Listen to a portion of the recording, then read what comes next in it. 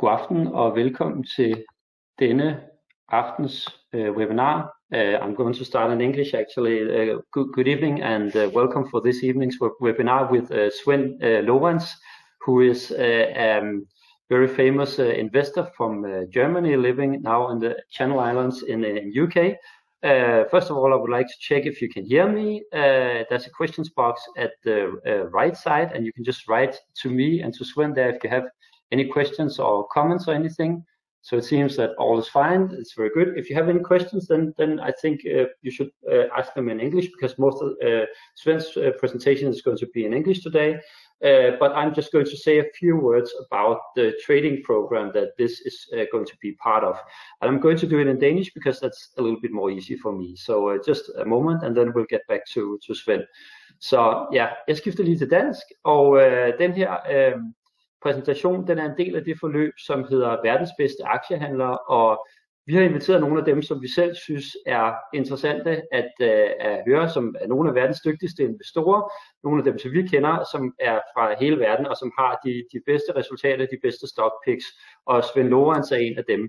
Og jeg har taget websiden op for forløbet, så I lige kan se her, man kan gå ind på siden ved at gå ind på investe.dk/bedsteaktier. Og til nordmændene og til svenskerne, så er der også en svensk og en norsk version af den her side, som ligger på daytrader.no og daytrading.se, hvor man kan gå ind, og så kan man se, hvad hele det her program det går ud på. Og når man kigger på landingpagen, så kan man se nogle af de investorer, som vi har inviteret ind her. Danskerne vil formentlig kende Lars Tvede, som er han styrer hedgefonden Atlas Global Macro og har næsten 2 milliarder kroner under forvaltning, og han kommer og fortæller os lidt omkring, hvordan han ser verden netop nu, og også lidt omkring, hvordan han ser den i fremtiden. Blandt de øvrige, i hvert fald for danskerne, kendte investorer, så har vi Mads Christiansen, som nok altid er en af vores mest populære oplægsholdere, og det er Lars Tvede jo også. Og han er kendt fra det danske radioprogram Millionærklubben, og kendt for at være en virkelig stærk stockpicker. Han har haft et afkast på 250% i år 2020, og her til webinaret, der har han forberedt 2 aktier til os, som han mener har raketpotentiale i 2022, og det er 2 aktier, som han ikke har talt om på nogen andre kanaler indtil nu, så det bliver helt nyt, det han kommer og fortæller os der. Og så blandt andet til nordmændene kan jeg fortælle, at der kommer den norske trader Esben Teigland, som er kendt og er en stjerneinvestor i Norge, og meget kendt for også at have en rigtig god evne til at vælge aktier, og har haft et suverænt afkast det sidste halvandet år med hele 750%. Og indtil nu har alle de her webinarer været gratis, og vores tanke er, at vi gerne vil blive ved med at sørge for, at det er gratis for jer. Så det vi har gjort, det er, at vi har hooket os op på en sponsor, som er en trading-platform, og den trading-platform, den hedder markets.com, og den måde, som det fungerer på, jamen der er det simpelthen sådan, at hvis man vil være med i resten af webinarerne, og i øvrigt med i alle de andre ting, vi laver både på investe.dk og daytrader.dk, så beder vi jer om at oprette jer hos vores sponsor, markets.com, og på den måde kan vi gøre det gratis for jer at være med i tingene. Så foretager man et indskud på platformen af, og så ser man, om det er noget for en selv, og udover det er man ikke tvunget til at gøre andet end bare at prøve platformen af. Hvis man ikke synes, det er noget, så kan man trække sine penge tilbage igen. Men er man på markedet, har man foretaget et indskud og bekræftet det over for os, så har man altså mulighed for at være med i alle de her ting, som vi laver på investe.dk og daytrader.dk. Og det er blandt andet alle de her spændende webinarer, hvor vi har aftens webinar her med Sven Lorenz. Så jeg vil sige, hvis I ikke har fået oprettet på markets.com endnu, så vil jeg opfordre jer til at gøre det og prøve det af, så I kan være med i alle de ting, som vi laver her, og i øvrigt resten af det her forløb. For indtil nu har det været sådan, at alle de her webinarer har været åbne, men de næste, der er, det er altså lukket for dem, der er kunder af markets.com. And now, for tonight's presentation, yeah, sorry you didn't get much of that, Sven, I guess. But anyway, as you probably know, you have fans in Denmark too, because you have a very large newsletter and a very large community. And one of your fans is actually located in our office, and he's been following you for several years. and he's one of the reasons why we chose to invite you here, because he's been following you, and he says this guy Sven, he's having some very, very great stock picks, and he bought actually many of your recommendations and had for instance, he bought Gazprom, he bought Porsche, he bought Fiverr, and all of those recommendations have been at least 50% to 200%. So he said, you really have to get this guy Sven on, because he's a very good stock picker. And then we started to investigate a little bit more, and I think it's very fascinating when you look at your website. You can see you have a quite fascinating lifestyle, in the sense that it seems like you are traveling around most of the year and still manage to have several business going, and at the same time being a super investor that's interviewed on the main financial media of the world. So we would be very interested in hearing a little bit more about your life, but also about the free stocks that you're going to talk about tonight, which is free undervalued stocks, and that's what we are going to speak about tonight. So I think I'm going to leave the screen for you, Sven, and change it over to you, and then you can take it away. Okay, thank you so much for this great introduction, Christian. Just sharing my screen here.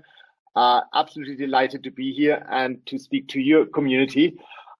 As you've already mentioned, I like traveling, and I'm actually in Quito right now, Quito, Ecuador, and I am going to go on a boat in the Galapagos Islands on Saturday with a group of readers and co-investors and friends from the investment industry, which is one part of my investment community that I've built. I've got a website which is called undervaluedshares.com, where I write about undervalued investments. I'm a value investor first and foremost, but I also look at growth investments, and in many ways I think these are actually pretty much the same thing, but just described in different terms, but I'll come back to that later on.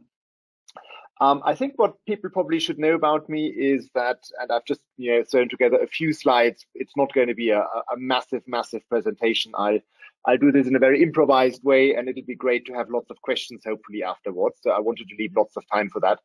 I think what people should know about me is that I started investing very early on in life. It's really been a vocation, and I did actually skip high school occasionally to go to shareholders meetings and ask lots of questions to CEOs and to board members and to do research on the ground. I started doing that when I was 16, and at the same age I also started to write about investments. I became a freelance journalist very, very early in life, and I always found that putting your thoughts down on paper helps you a lot to structure your thinking and your analysis, and to eventually also publish it means that you put it in front of an audience that is very critical and that can give you feedback. And I do very strongly believe that writing about investments makes you a better investor as well. So I always try to inspire the next generation, start a blog, write articles, write research reports, or join a club, join a community like yours. Your members are already obviously onto the right thing. And I've also always combined all of this with traveling. It's something that I'm quite known for, and to me it's second nature, but people are fascinated by it, so I always have to talk about it. I do travel around the world quite a lot, and I find that this is conducive to finding good investments, and it's primarily so useful because you meet interesting people if you make the effort to meet people. I like to get different ideas from about areas that I know nothing about, or to look at subjects from a very different perspective. And I think that's one of the most valuable things you can get out of traveling, especially nowadays in this world where so many subjects are polarizing or quite divisive. I think it's useful to go to very different parts of the world and listen to how they see a certain subject. And you'll sometimes be surprised how you have completely opposing views of some of these important subjects that feed into investing and the economy and finance. And traveling allows me to pick up on that and to build it into my analysis and to build it into my ongoing quest to find new investment opportunities and to find them somewhat off the beaten path. I like to go to into sectors and countries and ideas and themes that others may not have picked up on, but which I think will become more widely known over the next 1 or 2 years. And I'm doing that, and I'm coming to the end of talking about me because I think it's much more interesting to talk about stocks. But just to give you some more background, I'm doing all of that from my home in the Channel Islands. I live on this very small island that I've put a photo of onto this presentation. It's an island of just 550 people, but it's self-governing. It has its own tax laws. It has its own head of state. We don't have cars. We don't have paved roads. It's a very picturesque and unspoiled and old-fashioned conservative kind of society that I live in. And that's where I go to write and to read. I also have to do a lot of reading. It's a very quiet place, as you've probably guessed. And then I travel the world, and I do that with readers as well. As I said, I'm going on a boat with 14 of my readers and colleagues on Saturday for a week. We'll talk a lot about investments. And this is all part of my mission and my passion to make investing fun, accessible, and obviously I want to help people to learn more about it and to be successful in their own right as investors. So that was enough about me. I've brought 3 stock ideas along, all 3 of which are from very different areas and themes. And I want to start with one that I think every one of you will be familiar with to some extent, at least. It's a brand name that is globally known. It's the German company Bayer, which has always been known as a pharmaceutical company first and foremost, which is not technically correct anymore, but I'll come back to that in a second. Something that I quite enjoy in terms of as your investment career progresses and you're not that young anymore, you can look back on the history of companies and you feel like you've been there and you have a broader perspective on the longer term ups and downs of a company. And I do have that perspective in the case of Bayer, which in the early 2000s had a scandal, a huge legal case where a pharmaceutical that they produced unfortunately turned out to have very bad side effects, and it led to deaths and to many people getting injured. And that was the Lipo Bay scandal. The pharmaceutical was called Lipo Bay. And as a result of that, Bayer went through a tremendous crisis. In the 1990s, Bayer was the most valuable German company. And as a result of that scandal in the early 2000s, it lost temporarily 84% of its value. However, it also recovered afterwards and it gained 700%. And it did so because it was a strong company at its core. It had a strong balance sheet. It had amazing products. It had the management team to put these things to right and to make sure that after a period of 2 years, the company could advance again and move forward. And that led to a stunning recovery and people making lots of money from a blue chip. And this is the important thing. This is a very liquid stock. This is not a small cap stock. It's not a speculative company. It's been around for 150 years. And I have been researching and following Bayer over the last couple of years again because they had a new scandal, the Roundup scandal. Roundup is the glyphosate-based pesticide that is used to kill weeds. It's used around the world. It's obviously very famous. It's a very controversial product, but it's very successful. And it got Bayer into a set of legal cases in the United States with American retail customers that claim that this particular pesticide has given them illnesses, particularly cancer. And it's a very tragic case. There is probably something to it. This product probably shouldn't have been given to retail customers because they might not use it in the right way. With industrial customers, it's a different story. They're properly trained. They've got machinery to use these, to use Roundup on a large scale in agricultural operations.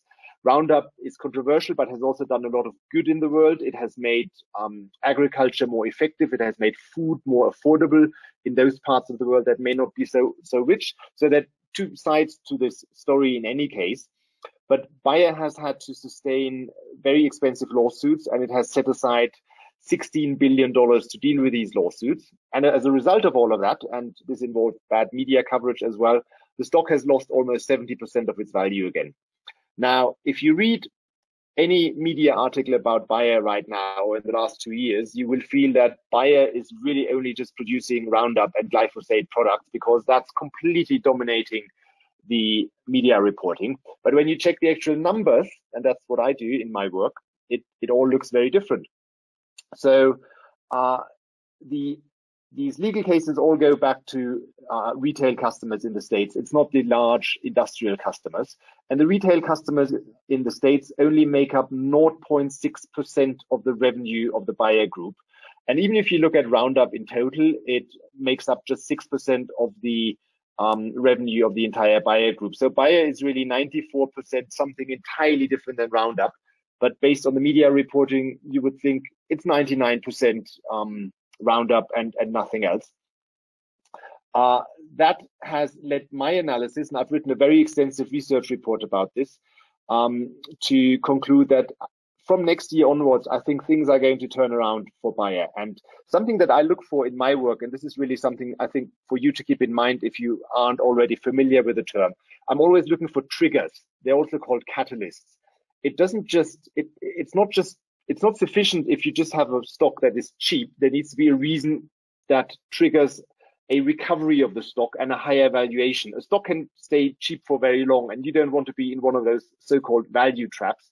You want to be invested in a stock that eventually turns around and that gains in value again and is priced at a higher valuation multiple. And there are not just one or two or three, but literally a dozen different triggers that will probably work to Bayer's advantage in the next 12 to 18 months. And even if only 3 or 4 of them come true, then I think Bayer's stock has considerable upside potential. The stock is currently trading at a price earnings ratio of just 6, and it has a dividend yield of 5%.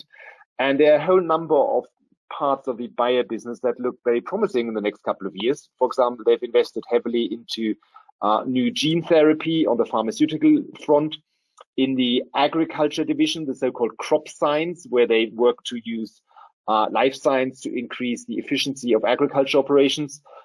They've now completed the acquisition of Monsanto, the company that they purchased in 2016. Is now that acquisition is concluded, and they now can reap synergy effects from that. Bayer might also sell its consumer healthcare division. It would probably get about 15 billion euros from that. That in turn could also be used to pay back some of the debt that Bayer has. Currently, the company is quite heavily in debt. So you can see that there is a whole number of factors appearing on the horizon. In the meantime, while we wait for that, the company has tremendous cash flow. Its operative business, its core business, is highly profitable. Once you leave aside the one-off costs for issues such as the legal cases in the States, Bayer is actually earning around 7 billion euros. And that's why they can also continue to pay a dividend despite this legal issue that they've been going through. So all in all, Bayer is very much an undervalued stock. It's a high quality company. It's been around for 156 years. It has a lot of hidden strengths. And if you start reading up about the company, then this list of potential triggers that I've summarized here very briefly will make a lot more sense for you. And you can also find more about it on my website. Moving on to the second company, this is something closer to home for most of you, I guess. It's a Swedish company. It's called Modern Times Group. It used to be a television company. Some of you might still know it as the old Modern Times Group, but it's now a very different company. It's producing games, and it's into gaming and esports. And it's very important to make clear that it's not about gambling. Gambling is something very different. Gambling is about where you bet money and you can make more money at the roulette table. Gaming and esports is about computer games that you play for fun, and esports is about competitively playing computer games where multiple players meet up and they play against each other in multiplayer games. And this is an industry that, of course, it's primarily popular with a slightly younger generation. I've started to read up on it recently, and I was absolutely fascinated by some of the numbers. And I just wanted to put these 3 illustrations on here to show you what I think are the 3 most powerful and the most noteworthy figures about this industry. First of all, global gaming is now larger already than global film and music combined. I didn't know that, and it just goes to show what a large number of people are now into gaming and are spending money on that. That market is also growing rapidly. It's projected to grow at 16% per annum between 2020 and 25. So it'll more than double during that period. And very, very importantly, it's an under-monetized industry. What do I mean by that? So you can nowadays watch esport events on the internet where thousands or tens of thousands of people gather in arenas, and then with hundreds of thousands or millions joining online to watch people play computer games in a competitive way. And of course, for example, you can sell tickets for that. You can sell sponsorship for that. There's merchandise. And relative to other events and sport events, the so-called e-gaming and esports is still heavily under monetized. So it basically means that sponsors can get into this at a very cheap price right now. It's good value to sponsor one of these esport events. And that's why massive money is currently rushing into this area. And with the pandemic now hopefully coming to an end and events becoming possible again, real life events as well, and hybrid events where online users join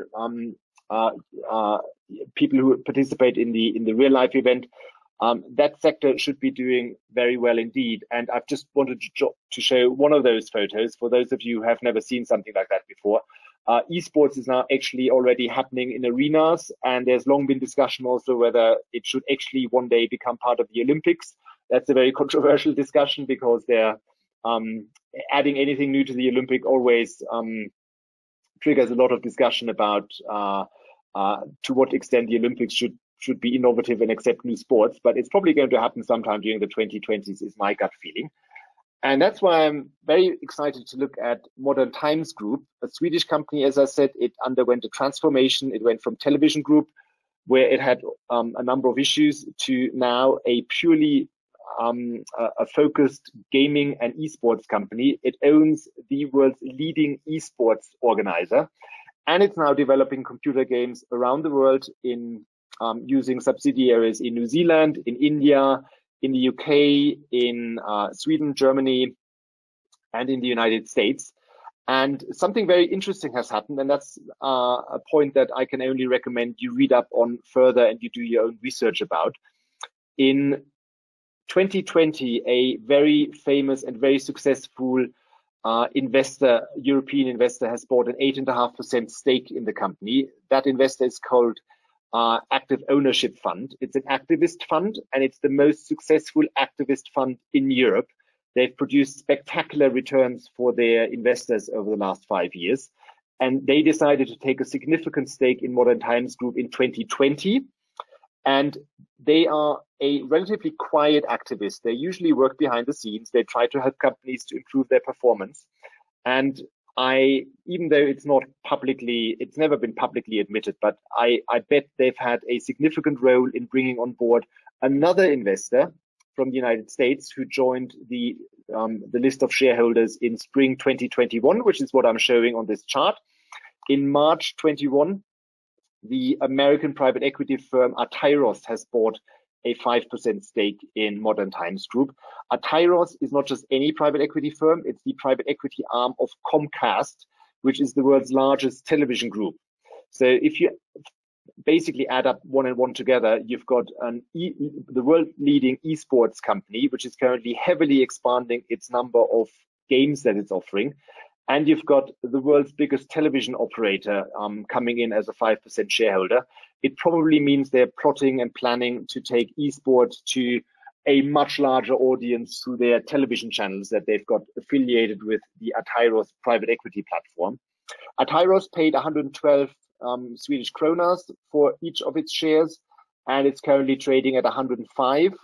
And there is, for example, one Swedish investment bank that has worked out if these plans come together, then by the end of 2022, that stock should probably be trading around 270. So that's more than 1.5 times profit, so 150% profit if that works out.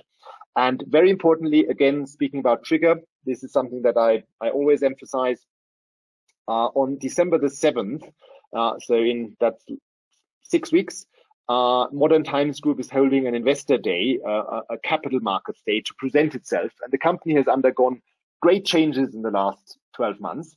And this will be the first time that the company will, I expect at least, will go on the offensive and present itself and its future plans going from 2022 forwards, with this new set of major shareholders as well. And I think that the company and the stock is going to benefit quite significantly from that. And that should lead to the kickstarting of this investment case. And as I said, it's got quite significant upside. And currently you are buying this share at a lower price than what Atairos was very happy to pay. And I think that's probably the most important metric to know. There's a lot more to say about it. It's also on my website, and I'll leave it at that, and you can research it yourself as well using the web and all its wonderful free resources. over to the third case, and I've already been speaking longer than I thought, so I'll keep this one a little bit shorter. This is a company that is basically the Amazon of South America. So whereas Amazon is obviously the strongest e-commerce retailer in the United States and in other countries around the world, in South America, it is Mercado Libre, which is dominating the field of selling stuff online and providing marketplaces online. And I first came across this company, and this is where we come full circle with regards to traveling. I first came across this company at a New Year's party in Uruguay in December 2018. I was there with friends in a very nice part of Uruguay called Jose Ignacio, and I heard about a guy who was supposed to be in town, Marcos Galperin, who is the founder and CEO of Mercado Libre, and he was already well known in the area, but he was not very well known globally yet at that time. He was already a billionaire. He had found Mercado Libre basically when he was a student in the United States, and the stock was trading at $400 at the time.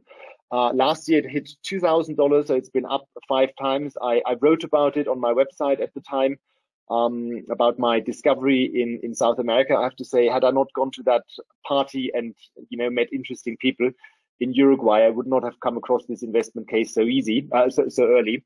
And this is pretty much why I like to travel and meet people. I didn't write enough about it at the time, and I kind of regret that I missed out on this opportunity myself. However, luckily enough, the stock has recently come down, as this the chart at the top, at the bottom of the slide shows. It's come down from $2,000 to currently it's trading at $1,500. And I think it's a very good opportunity to look at now if you're into growth stocks and you want to buy a high value, a high growth stock that is dominating its market and is operating in very interesting markets. If you want to buy into that at an attractive price, then it's now a good time to look. And the next slide will show you in a bit more detail why. There is a great in-depth profile about the founder of Mercado Libre on the internet. It's a free article. It was published by the Generalist in May 2021, and I can only recommend that you read up on that to educate yourself about the company. Just like Amazon, Mercado Libre has expanded into all sorts of other areas. It's not just selling books online, it's selling literally anything online. It's providing a platform for external merchants. It's also providing payment services, credit, classified ads for cars, and you name it. It's a real empire of a company now. It's worth $75 billion. And the most interesting part of it is probably also the part that has received the least publicity and attention by investors so far. As this quote that I put on there is clearly saying, the founder, Marcos, has a bit of an obsession with bringing financial services to South America. South America is an underbanked region of the world. Many people here don't even have a bank account. They use cash, or since recently, they might be able to use some apps for that. And obviously, if you have a company that is selling stuff online, then it's very helpful to your business if you also have a division that can help people with paying for things, which is payment providers and credit solutions and things like that. And Mercado Libre is massively moving into that sector right now. And you could even say that it is becoming kind of a fintech company. So far, it's always been known as a e-commerce company, but right now it's a fintech company. And if you add up what the company has already achieved in this field and what its plans for the next couple of years are, then you could come to conclude that the value the company can create in this particular sector in fintech is probably a $70 billion opportunity. And right now, Mercado Libre is valued at $75 billion. So you could say that the fintech division alone could, in the foreseeable future, be worth as much as the entire company right now, which is just one of the aspects that points towards the company being quite cheap in comparison to other comparable companies that are listed on the stock market. And I'm showing this in the illustration at the bottom of this slide. Compared to, for example, Amazon in the United States, or, for example, Allegro in Poland, which is also quite well known, the stock of Mercado Libre is considerably cheaper relative to its growth potential, and is probably offering better growth perspective and it's offering a better deal for buying into these growth perspectives and benefiting from them over the next couple of years. And that also ties in with what I'm showing at the top of this page, which is the fact that countries like Argentina, Brazil, Chile, Colombia, Mexico, if you include Central America, these countries are not yet as advanced with e-commerce and buying things online and doing online transactions as, for example, the United States or China. But these percentages are catching up, and Mercado Libre is probably a few years behind Amazon in terms of penetrating its local markets, and these local markets are all across South America. But it's catching up, and it probably has more growth potential left because the markets are comparatively less mature. So you're buying this at a lower valuation, and you have higher growth potential, and that's why I included this in today's presentation of 3 stocks that are undervalued in my opinion and which offer pretty immediate upside potential. And when I say immediate, I mean the next 6 to 18 months probably. So in conclusion, and to briefly talk up my own book and to also tell you where you can find more information about this, I publish a blog which I'm very passionate about. Every week I publish a free article. If you want to get to know my work, then head to my weekly dispatches. You can sign up for an email list, or you can just simply check every Friday for the new article. It's entirely for free, and that introduces you to my work and gives you interesting investment ideas. For example, Mercado Libre, I featured in the weekly dispatches in, I think it was January 2019. And if you want to read in-depth research reports, then you should check out my annual membership, which is just $49 a year. That's actually per year, not per month. So I'm probably 10 to 20 times cheaper than most other websites. I want my product to be very accessible to anyone in the world. I've got paying subscribers in over 80 countries. And I see this as building a community. So my heart is in this, and I want to offer great value to everyone who's out there. And with that, I've spoken a lot longer than I thought, but I hope it was interesting, and I hope that we've got lots of questions to talk about. Over to you, Christian. Thank you very much. That's very inspiring, and as 3 stocks I'm going to look more into myself. I actually own Mercado Libre, so I know about that one, but I didn't know the other ones so well. So that's certainly something for doing more research into. I was thinking, we all already had some questions, so I'm just going to start reading them, and anyone that wants to ask a question can just put the question in the question box at the right side, and then we are going to take at least as many as we can within this time, because we're a lot of people online now, and but we'll just dive right into it. So Tia is asking or saying that Monsanto has a bad connotation and history. Is it a trap for future scandals if the company is not ethical to start with? This is what I mentioned with the controversial perspectives of Bayer and Monsanto, its main subsidiary. There's really 2 sides to that coin. And I'm the first one to say that with these retail customers in the United States, there's been a genuine problem. But there's also very much a different side to it. And I also feel very strongly about that one. It's that Monsanto is making food much more affordable, and it is dealing with important subjects such as minimizing the amount of crops that are lost and enabling farmers and agricultural operations in developing countries to be more productive. And when that product is used properly, then it has no more side effects than any of the other chemicals we're using. Everything we're using does have side effects. Pharmaceuticals, vaccinations right now is obviously a very controversial subject as well. I would ask everyone and inspire everyone to look at both sides of these arguments and then to make their own judgment. Not everyone likes to invest into pharmaceutical companies. Not everyone likes to invest into Chinese companies. China is a politically very difficult country as well. Everyone has their own exclusion list. I don't think Bayer is an evil company. I think Bayer is doing a tremendous amount of good, and they should get more credit for that. And that counts for Monsanto as well. But these different and opposing views will never go away, and that's part of the fabric of this company. But I don't think that's going to stand in the way of the stock turning around, because the metrics and the financials behind this company are extremely strong, and ultimately that's what's going to drive the stock price. Okay, and Ole has another question about Bayer. He's saying, how did it recover after Lipo, and what will make it recover now? And then he has another question: how will raise in interest affect earnings? Yes. So at the time of the Lipo-based scandal, Bayer was still primarily a pharmaceutical company. And pharmaceutical companies also have cycles that they go through because they invent a new product or several new products. These are patent protected for a certain period of time.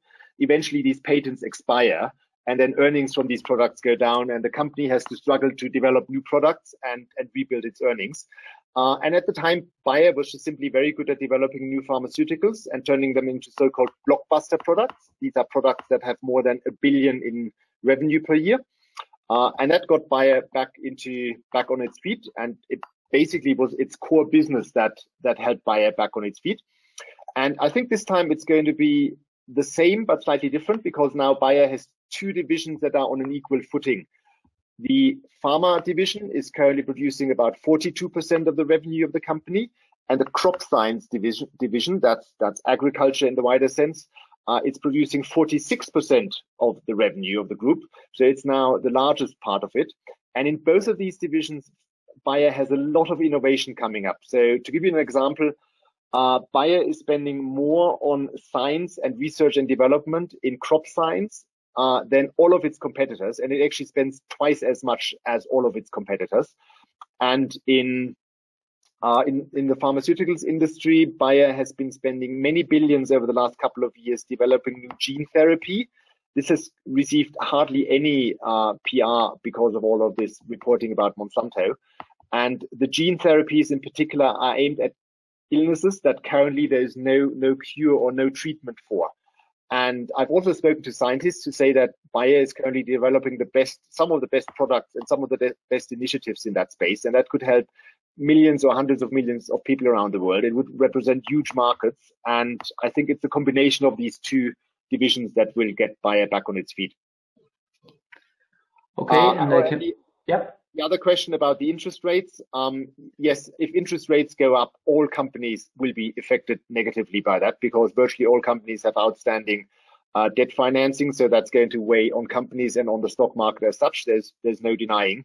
I think the extreme undervaluation of the company, as I see it, will be the dominant factor. You always have different market forces pulling stock prices up and down. And I think Bayer is now trading at such a ridiculously low price that I think the interest rates are not going to be the dominant factor. I think it's the recovery of the company as a whole that will be the dominant factor in determining the stock price. Camilla is asking, how do you see the future of Makato Libra, considering the bad political situation in many countries in South America? And then she asks, should one expect volatility in the share price? Yes, very good question. So first of all, it's important to know that Makato Libra is actually based out of the United States. It's traded on the New York Stock Exchange. So this is not a company that's based out of a small South American country. And they have an inbuilt diversification of risk because they're operating in almost all South American countries, at least the ones that are large enough to be worthwhile operating in. There is political risk, but that has existed for the past years already. If you look back, Brazil has gone through some terrible times politically.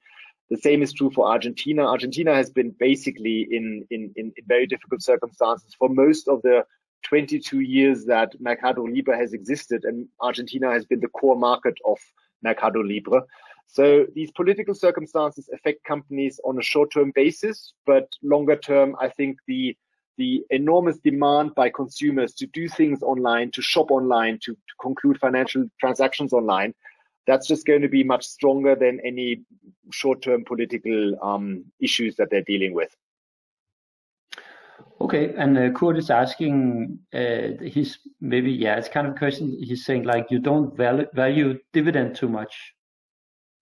I'm actually a huge fan of dividends. It's just that this time, for the purpose of this call, I picked two stocks where dividends are not that important. So with Bayer, I think the dividend is very attractive because it's above 5%. It'll probably go towards 6%. And if you hold Bayer for a couple of years, with the recovery that I expect there, the dividend could actually grow significantly. So you have a combination of increasing in value of the stock price, and every year it's paying out a nice amount of money to you. With Modern Times Group and with Mercado Libre, it's definitely not a dividend play yet because they're reinvesting everything into growth. It's a different kind of investment, and everyone has to place their emphasis wherever they feel they need to invest money and whatever their preference is. But I'm a big fan of dividends, and I'm actually often accused that I write about dividends too much. So if you check my website, you'll see that there's a lot more about dividends. Okay, and Torben is asking if you could invest in only one of those three companies, which one would you pick? I think I would go for Bayer. I am an old-fashioned kind of person, and I love the fact that Bayer has been around for ages. And if you look at this company closely, it has so much going for it. There is so much know-how and intellectual property and strong market shares in their different products that I just cannot imagine that Bayer will not once again leave this crisis behind. It's got a strong enough balance sheet. The stock price is really bombed out. Investors have literally given up on the company, and I think that's the point when it's the most interesting to look at. So of the three, Bayer would be my top pick. But it's like asking someone who's your favorite child. It's hard to make a pick. I like all three of them. Okay. Yeah, that makes sense. Mogens is asking about the spring effects. I think maybe he's thinking about trigger effects, but I'm not sure. Let's read the question. About spring effects, what is the most important thing in analyzing data about a company that tells us if it's going to spring in the future? Is it a complex of things, or is it more down to very few but very important data? Very good question. First of all, I need to clarify what I meant with spring effect, because that wasn't clear on that slide. That slide from a different presentation was slightly, it lacked context. So with spring, I mean that every year in spring, in March, April, May, you notice that companies are putting out the report for the previous year, and they're publishing their outlook for the coming year, which then often extends into the year thereafter. And provided a company is on a good path overall, then usually what happens, there is a very strong seasonality to the recovery of stock prices or the advancing of stock prices. And I think in spring next year, a whole number of things at Bayer will come together. One of which, for example, will be probably the sale of the consumer health division, which is not a core business anymore, so it can be sold and generate a lot of money for the company. And I think the mentality will simply, the psychology of the market will simply change, because it'll be a new year. These dreadful things from the past couple of years and from the previous year will be behind you, and there's a much more positive outlook coming for Bayer shareholders. And I think that's what's going to drive the Bayer stock early next year. That's what I meant with spring effect. In terms of what's driving stock prices and what are the most important issues to look out for, the world is a very complex place, and there's never one single factor. Usually there's not one single factor that makes a stock price advance. It's always a combination of factors. So those of you who check out my website will see that I write research reports that are usually between 30 and 70 pages long. That's what I'm known for. It's a bit of my brand, to write very extensive research reports that people then say, quite often, I love reading that, and I read it in a single evening. I like to look at a multitude of factors and create what I always describe as the 33,000-foot perspective. I like to keep everything under watch, which is always easier said than done, especially with these mega companies where they've got operations around the world, and it's not like anyone can know all details. But I struggle to say there's a single aspect. It's always a lot of work to understand the company and get a feeling for the stock price. It's always a multitude of factors, and these vary from company to company. They vary. I'm afraid there's no easy answer to that one. Okay, and Matt is asking, if you look at Makato Libra, the price earnings and price to book is very high. Don't you think it's too high? No, it's not too high. Definitely not. These companies the stock market values them primarily on multiples, on ratios such as price to sales. And if you look at the underlying assets, for example, if they spun off separate division, and for example, if they spun off the fintech division, the value of the underlying assets and their future earnings potential is so large that Makato Libra will never trade at a low price to book ratio, for example, just as much as Amazon has never traded at a low price to book ratio in the last 20 years. The market is just looking at them on very different ratios. And I had to learn with that regard as well. I was probably too conservative for too long with these things. there is a strong case for saying that further down the road, Makato Libra will earn so much money that they fully deserve these multiples, and even more than that. I do think the stock is cheap. Okay, and Tia's asking if you know if Makato Libra is using crypto technologies for the fintech division. I have to admit I haven't looked at that one yet. I'm in South America at this moment, and I don't think crypto is quite as big here yet as in the States or in Europe and Asia. But when the time is right, I'm sure they will integrate it if they haven't already done so. But I honestly don't know. Okay. Kenneth has a question which is not about the free stocks yet. You can tell me if you want to answer it. He would just like to hear your thoughts about Tesla, about the recent rise. Is it going to hit the wall soon or drop, or will it keep going? If only I knew. If only I knew. I'm a great admirer of Elon Musk, and I think his number one talent is to mobilize large numbers of people through social media and through media work, and to create enthusiasm and high expectations. And he's been doing that for a long time. He's very good at it. He can probably keep doing it. From an analytical perspective, Tesla may be very expensive, but I also fully respect that there are people who say it's actually quite cheap because these technology platforms will take over the world. I've never followed Tesla in such great detail because I always felt that there are millions of other people already looking at that. And I would rather look at the companies that not everyone is following yet. So Tesla is not something I'm that familiar with, other than observing it in awe and being quite entertained by it all. But I don't have a firm opinion on it, I'm afraid. That makes sense. Matthew is asking, 3 to 5 years from now, which of those companies, the 3 companies you mentioned, do you think has the most growth potential? So you need to keep in mind that these are companies of very different sizes. And Modern Times Group is, it's got a $500 million market cap right now. Such a company could feasibly and more easily multiply in size if they're very successful. So you can't really compare an oil tanker to a speedboat. You have to take into consideration the different sizes and development statuses and levels of maturity of these companies. So Modern Times Group has the most upside potential, but is also more speculative. Then followed by Mercado Libre, probably, because e-commerce and fintech is just so underdeveloped in South America, and they have so much growth potential. And the growth rates per annum are just extraordinarily high in these different sectors. And Bayer could, in 2 or 3 years' time, could trade at, I'd say, 3 times its current stock price. But it's also simply a much more conservative investment overall, which is why the upside is smaller. Okay, then Hans is asking about the timing. Like, for instance, you can see that Bayer has been going down for a long period. Like, how do you measure, like, when is the right time actually to start investing in Bayer? Because I mean, if it goes down, it can go down further and so on. Yeah. So Bayer, the chart is very interesting, and I do like to look at charts. And I published my report on Bayer at a price of 45 euros, telling my readers that I hope it's actually falling down to 40 euros. I think at 40, it's got a very strong support, and I don't think it would fall below 40. It's now gone up to 49 because there was actually one roundup case in the United States where Bayer won. So there's, all sorts of surprises, positive ones as well, that recently came out.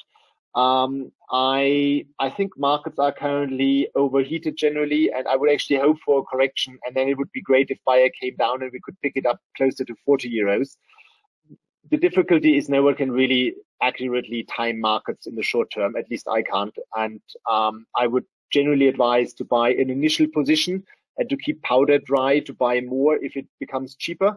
And equally, if it doesn't become cheaper, then at least you have one position, and then you can always look to deploy your money in another idea. There are always new ideas. Peter is asking if you use technical analysis. It's actually a little bit related to this because you were speaking about like something like there was a previous bottom at around 40. Is it something that you look at as well? I definitely look at charts. I am not the world's leading chart expert, and I'm not really that technical an investor. But I do believe that over time, as you gather experience and you've been following a company and its stock for a while, you also get a little bit of a gut feeling for things. I'm a big believer in gut feeling, and charts help me to shape my gut feeling.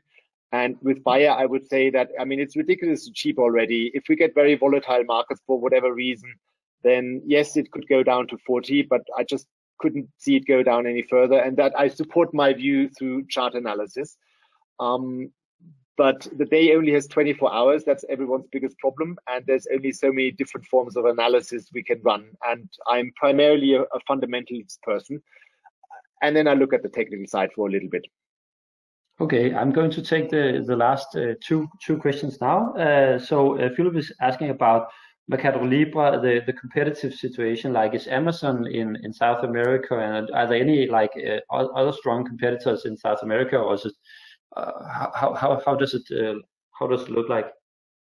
So Makato Libra is the market leader, and Amazon is strong in parts of South America as well. But Makato Libra does have advantages because it's focused on the region, whereas Amazon is not. And for many years, there were rumors that Amazon wanted to purchase Makato Libra and take it over. That never happened. I'm not sure if it could happen now. There are some smaller local competitors. And keep in mind, if you run so many different divisions, you inevitably have a lot of smaller competitors. If you run classified ads for cars, then you probably still compete with some newspapers. If you offer credit cards and consumer loans, then you compete with local banks. So, of course, no business ever exists in a vacuum, and they have to fight many, many competitive battles every day. But in terms of the overall strength of the company in the South American markets, it's in an extraordinarily strong position once you look at the different markets and the key metrics across the board. Okay, that viewer has a more general question, like it's about if you, I mean, what your thoughts are about beating the market, like in the sense like when you as a value investor, you analyze the market, then how do you see it? Is it possible to beat the market? It's definitely possible to beat the market, and I also have a good number of friends who are doing that sort of thing and have done it for a long time. I may even, I would even be as bold as saying that it's probably not that difficult to beat the market if you are a private investor, if you are not under the restrictions that fund managers are on. Fund managers are under so many restrictions nowadays. They can only buy a certain amount of, number of different shares, and they, portfolio concentration can only be a certain level. Because they have to buy large positions in companies. They are not very agile when it comes to buying and selling a stake. So I think private investors have a huge competitive advantage in the market, which is enabled by platforms such as yours. And I try to do a little bit of help with it as well, with my information and the sort of education and inspiration that I try to provide. It does require dedication. It requires hard work. You're not going to achieve it right away. Everything is about, building your skills over time and staying in the game. But that was a long answer to say I absolutely think it's possible to beat the market, and I think private investors are in the best position to do so. Thanks also to the internet. You've got all this information available nowadays. 20 years ago, no one had that. So go private investor. Okay. And then Paul has the last question, which is what is the ticker code for Bayer? Do you remember that? Or maybe you can just Google. Off the top of my head, I don't know. You have to Google that. It's not difficult to find. No. You just Google Bayer and then ticker code, and it will come up. Okay, so Sven, that was extremely inspiring presentation. I think maybe as just the last question from me, or just could you summarize where we can see more of you, and then I'll just take the screen back while you tell a little bit about just where we can follow you and the services you have at your website. Yes, so the best thing you can probably do is just to sign up to my weekly dispatches, because they're for free. And I think so I put in sometimes an insane amount of time into writing my weekly column. So you get a lot of stuff for free there, including specific investment ideas. And keep an eye out for me on YouTube. I sometimes do videos with other YouTubers as well, and I'm generally very approachable. You can send me emails if you have questions. I still reply to every email, maybe not in the greatest detail, but I do reply to every email. And if you want to read some of the research reports, such as Bayer, for example, which has proved extremely popular with my readers, then it's just $49. So it's not a massive investment, and you can sign up to that through the website. But there's different ways to get hold of me. Very good. Thank you, Sven. That was very inspiring. I'm going to sign up at your website after we get back here. So and thank you for being with us. And you found the time within your traveling. That was really great that we had the opportunity to talk to you. I hope we can talk again another time. I think it has really been a pleasure and very inspiring to see the way you live, the way you invest. That's very inspiring for us. Thank you, and have a lovely evening over there in Europe.